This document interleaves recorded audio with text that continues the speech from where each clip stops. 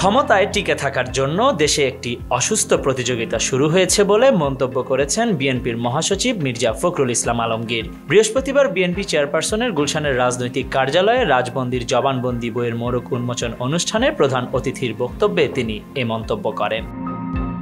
BNP মহাসচিব বলেন, কি দুর্ভাগ্য আমাদের, হাসিনা পালিয়ে যাওয়ার পর থেকে কেন জানি আমরা নিজেদের প্রতি বিশ্বাস ফিরিয়ে আনতে পারছি না, ঐক্যের জায়গাটিতে থাকতে পারছি না। কি দুর্ভাগ্য, এখন যেটি শুরু হয়েছে এটি কিন্তু এতটুকু সুস্থ ব্যাপার না।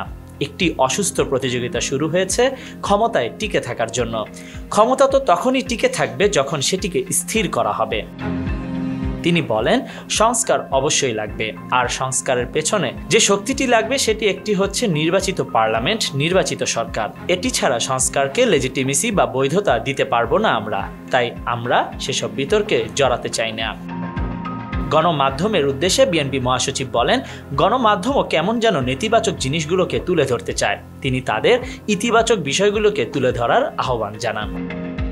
এ সময় বিএনপির ভারপ্রাপ্ত চেয়ারম্যান তারেক রহমানের বিরুদ্ধে দায়ের করা সব মামলা শেষ হয়ে গেলে তিনি দেশে ফিরবেন বলেও জানান মির্জা ফখরুল। Khandakar Ishtiaq, news now 24।